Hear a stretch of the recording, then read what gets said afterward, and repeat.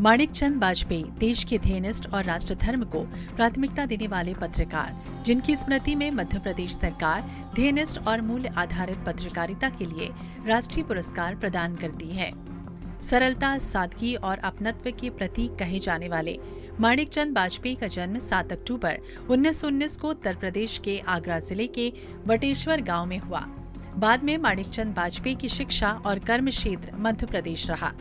भिंड, ग्वालियर, भोपाल और इंदौर जैसे स्थानों में उन्होंने पत्रकारिता और समाज सेवा की। गांव के लोग, रिश्तेदार उनको आज भी याद करते हैं। आगरा में माणिकचंद वाजपेयी का गांव बटेश्वर बेहद खूबसूरत है। यहाँ हरे भरे खेत हैं तो पूजा के लिए मंदिर भी है। माणिकचंद वाजपेयी को भी उनके गांव वाले किसी पूज्य देवता की तरह ही पूरे श्रद्धा के साथ याद करते हैं। देखिए, हम लोग यहाँ प्रतिवर्ष 7 अक्टूबर को जो हमारा पैतृक घर है वहाँ एक अखंड दीपक जला के रखते हैं। जो वहाँ देवी देवता हैं, भगवान शंकर हैं, बजरंगबली है, उनकी पूजा अर्चना करते हैं और मामा जी को याद करते हैं और हवन पूजन करके, यज्ञ इत्यादि करके उनको हम लोग याद करते हैं। माणिकचंद वाजपेयी ने लहरौली जिला भिंड से प्रकाशित होने वाले देश मित्र के संपादक के रूप में पत्रकारिता की शुरुआत की। वाजपेयी जी दैनिक स्वदेश इंदौर से उसकी स्थापना से साल यानी कि 1966 से जुड़ गए थे। माणिकचंद वाजपेयी 1968 से 1985 तक इसके संपादक रहे।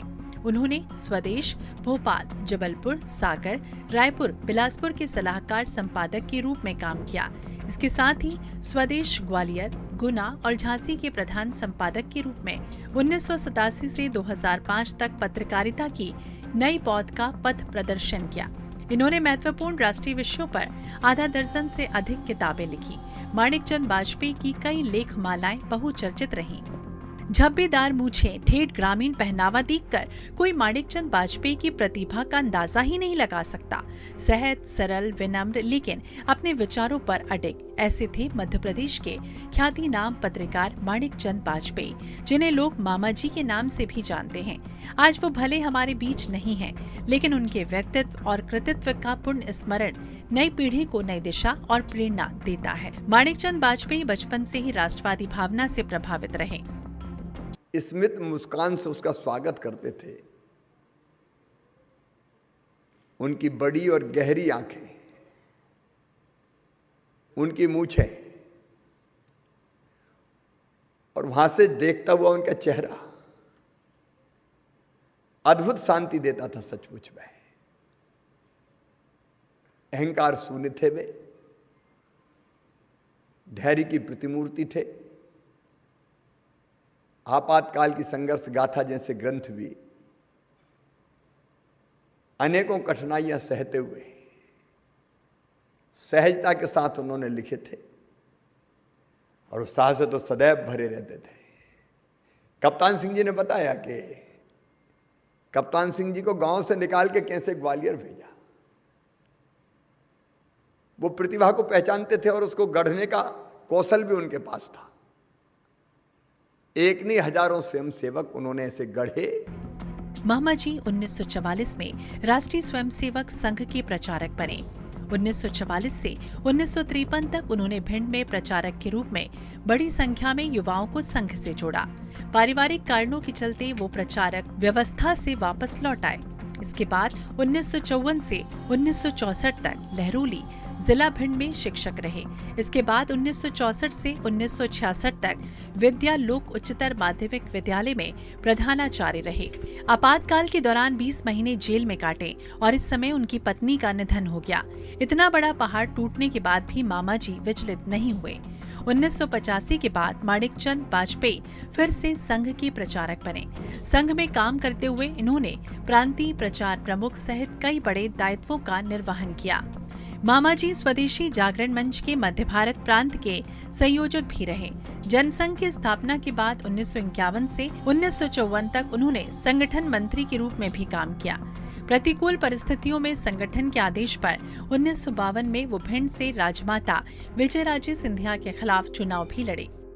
उनकी सहजता, सरलता, काम सिखाना मतलब कभी ऐसा नहीं लगता था कि अपन किसी बहुत बड़े व्यक्ति के साथ, जो किसी बहुत बड़े समाचार पत्र का प्रमुख संपादक है या जिसने इतनी पुस्तकें लिखी हैं, कहीं पर भी न उनके व्यक्तित्व में उनका जो ज्ञान है वो उसको प्रकट होने देते थे, ना अपने व्यवहार से प्रकट होने देते थे, ना रहन सहन से कहीं प्रकट होता था।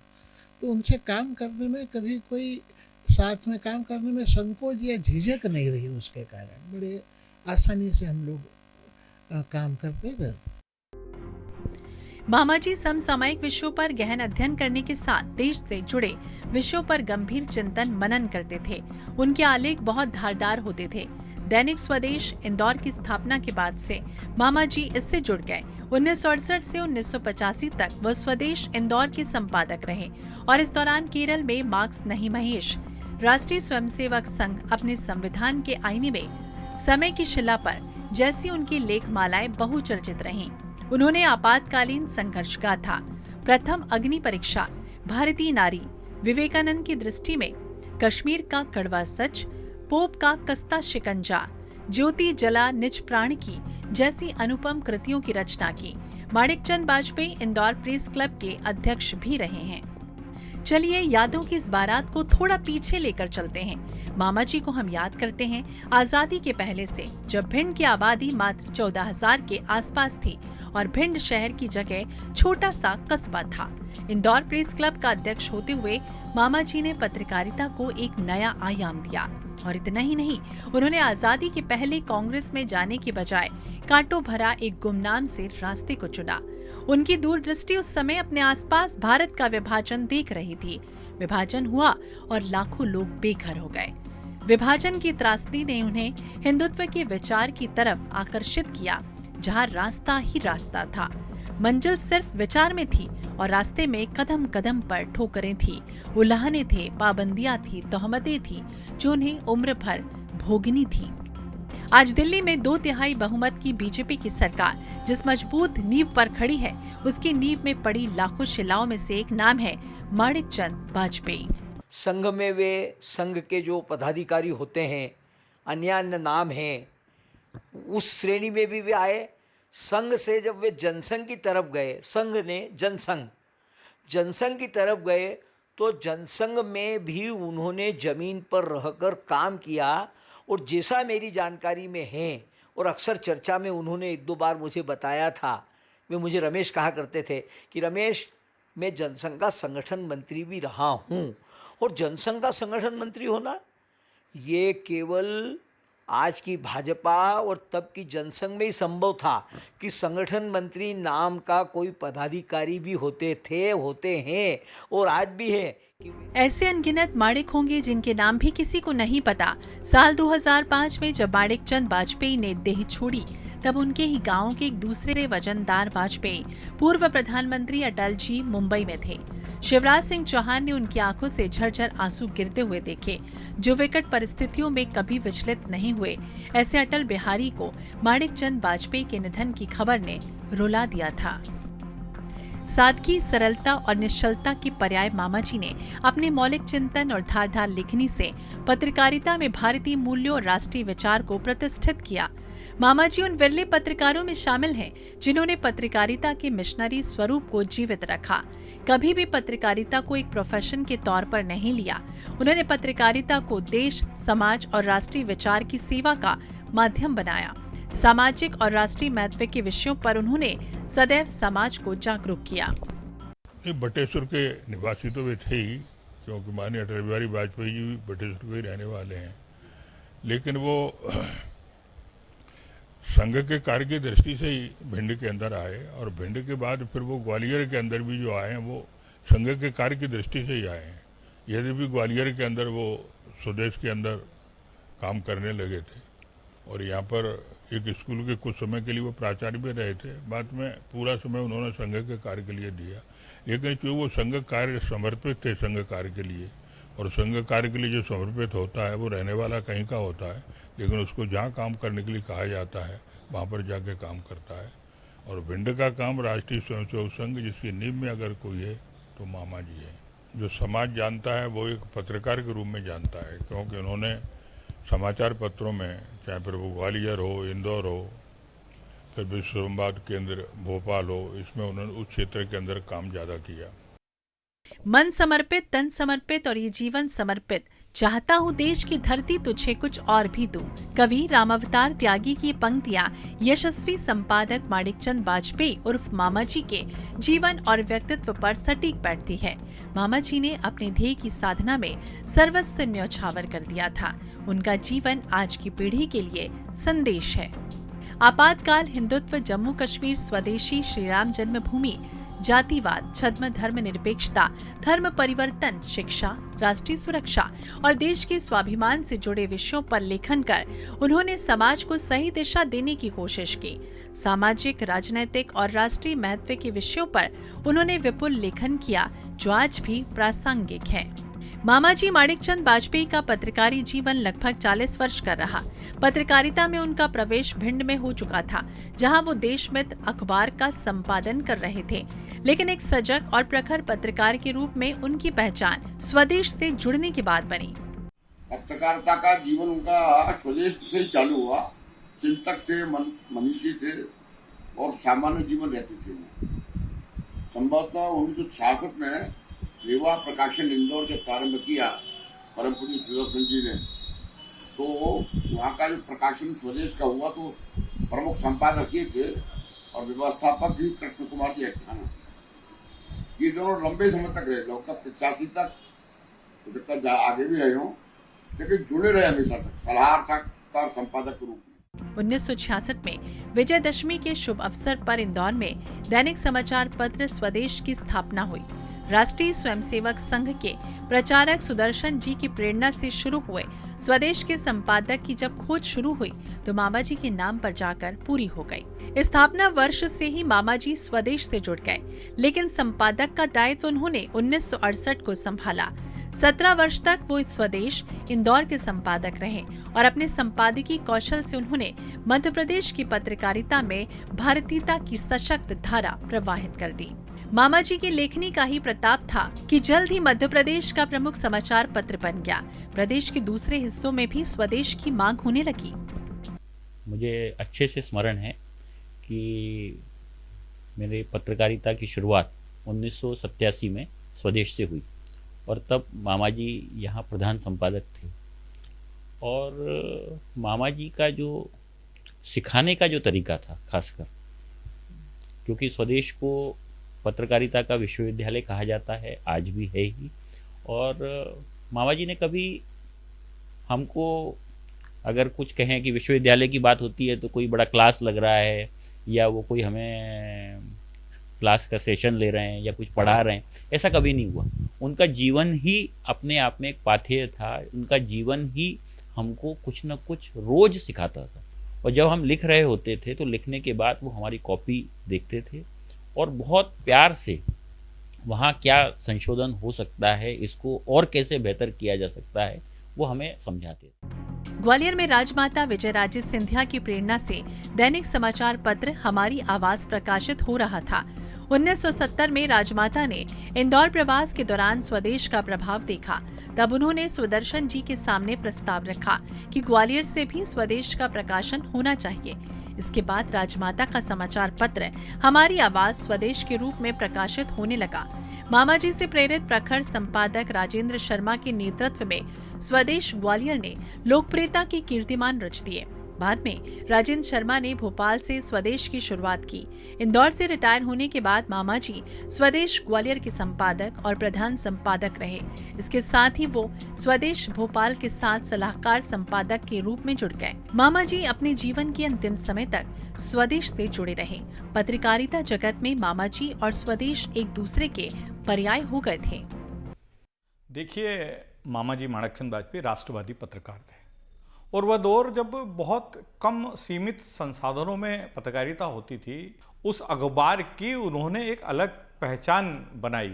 उन्होंने मतलब इंदौर की पत्रकारिता में माणिकचंद बाजपेयी का एक घराना है, एक पौध तैयार की उन्होंने, जो आज भी काम कर रही है पत्रकारिता के क्षेत्र में। उनके द्वारा प्रशिक्षित पत्रकार जो हैं आज देश भर में जो है वो काम कर रहे हैं, बहुत अच्छा काम कर रहे हैं। उन्होंने मामा जी के नाम को आगे बढ़ाया है। मामाजी माणिकचंद वाजपेयी ने ध्येय के प्रति अपना जीवन समर्पित करके न केवल स्वदेश की स्थापना की, बल्कि उन्होंने इसके जरिए हिंदी पत्रकारिता का वातावरण ही बदल दिया।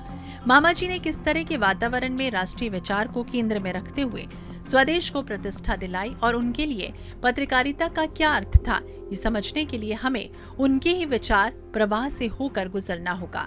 स्वदेश ग्वालियर के 25 साल पूरे होने पर प्रकाशित हुई स्मारिका में अपने आलेख में मामाजी लिखते हैं, आजादी के बाद भी स्वाउपेक्षित और प्रताड़ित था। तुष्टीकरण की जिस आत्मघाती नीति के कारण देश का विभाजन हुआ, उसे ही कल्याणकारी साबित करने की होड़ लगी थी। छद्म धर्म निरपेक्षता का सर्वत्र बोलबाला था। राष्ट्रवाद को सांप्रदायिक घोषित कर दिया गया था। प्रगतिशीलता के नाम पर हिंदुत्व यानी भारतत्व की खिल्ली उड़ाई जा रही थी।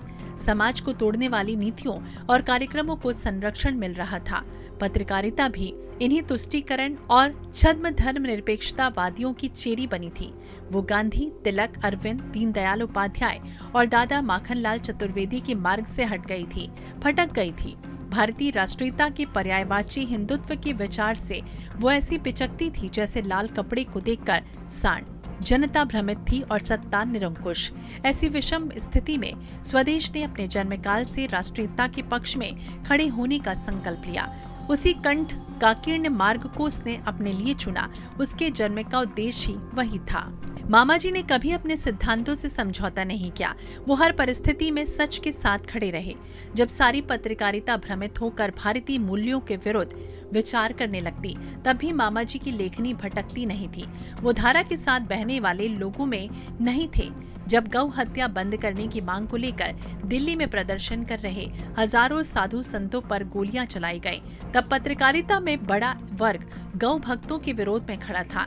जब पत्रकारिता के जरिए इन साधु सन्यासियों और गौ भक्तों को सांप्रदायिक और दंगाई सिद्ध करने के प्रयत्न हो रहे थे, तब मामाजी ने मध्य प्रदेश में गौ भक्तों के पक्ष में स्वदेश के जरिए आवाज उठाई, जिसका परिणाम ये हुआ कि मध्य प्रदेश में गौवंश हत्या को रोकने के लिए प्रभावी कानून बन गया। और इसी तरह इंदौर में हिंदकेसरी मास्टर चंदगी राम के सम्मान में निकाली गई शोभा यात्रा पर जब हमला हुआ, तब केवल मामाजी का स्वदेश ही था जिसने हमला करने वालों की मानसिकता का पर्दाफाश किया।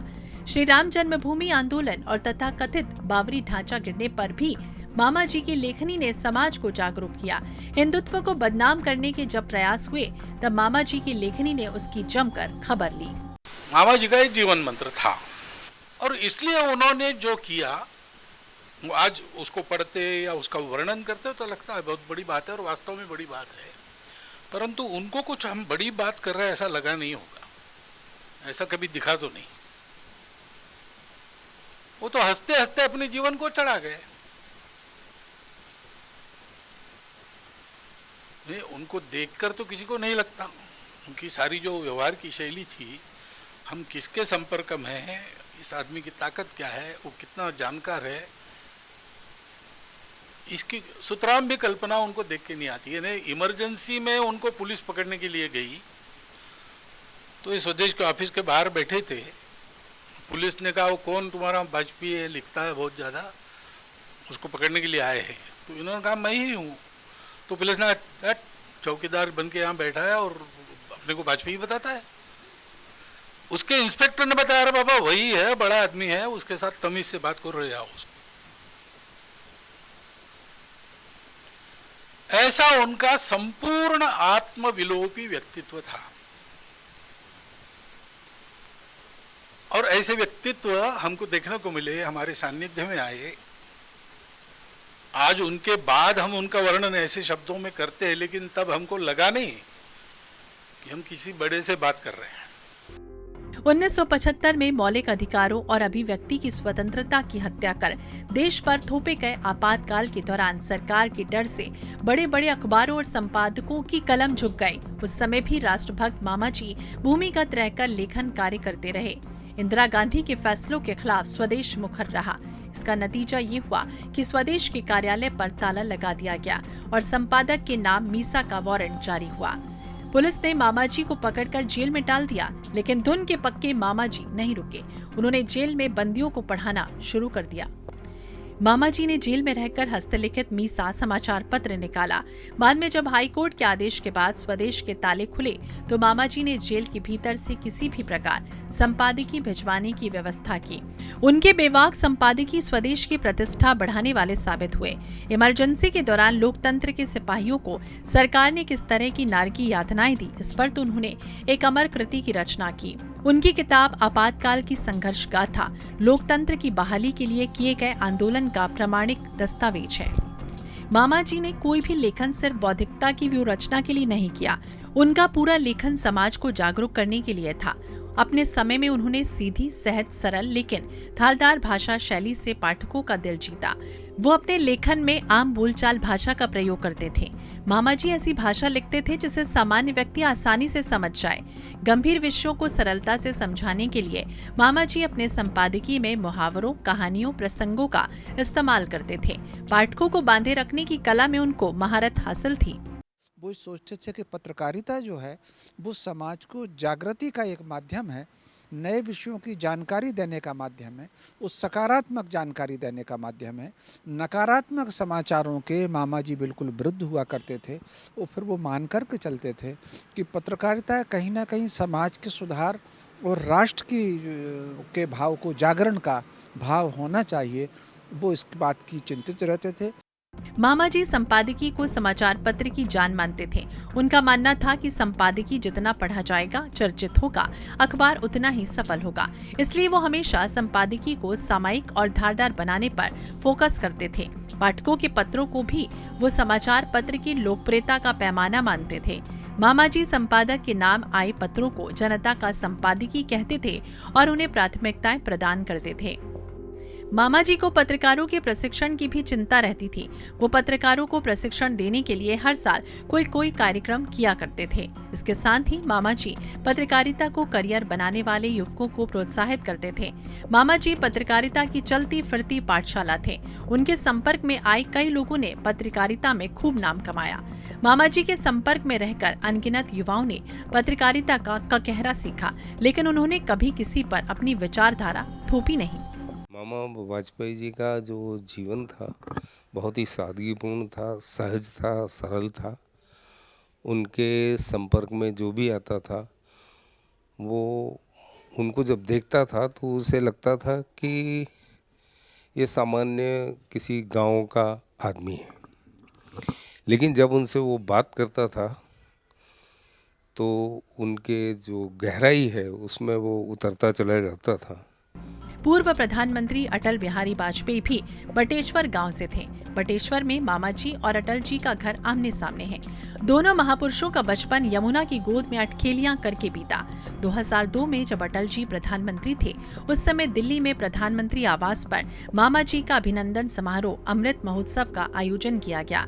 उस दिन भाव विभोर होकर छलछलाती आंखों से भारत के यशस्वी प्रधानमंत्री अटल बिहारी वाजपेयी ने भरी सभा में मामा जी के चरण स्पर्श करने की अनुमति मांगी। ये वो वक्त था जब भारत की राजसत्ता त्याग, समर्पण, निष्ठा के पर्याय साधु स्वभाव के मामा जी के सामने नत मस्तक थी। ये उस समय लेखनी का सम्मान था जिसने हिंदी पत्रकारिता में भारतीय मूल्यों को स्वीकार्यता दिलाई थी। 2005 में पत्रकारिता और लेखन की उनकी सेवाओं के लिए उन्हें कोलकाता में डॉक्टर हेडगेवार प्रज्ञा पुरस्कार से नवाजा गया। ये सम्मान पुरस्कार उनके लिए कोई मोल नहीं रखते थे। मामा जी का व्यक्तित्व इन सब से कहीं ऊपर और विराट था। मामा जी ने कभी अपने लिए सम्मान और पुरस्कार की आकांक्षा नहीं की। वो तो राष्ट्रीय स्वयंसेवक संघ के उस मंत्र को जीते थे जिसमें कहा गया है कि कार्यकर्ता को प्रसिद्धि परांगमुख होना चाहिए। मामा जी पत्रकारिता और समाज सेवा के वो माणिक सिद्ध हुए जिसकी चमक और ख्याति युगों युगों तक लोगों के जीवन को दिशा देती रहेगी। Bureau report INH 24/7।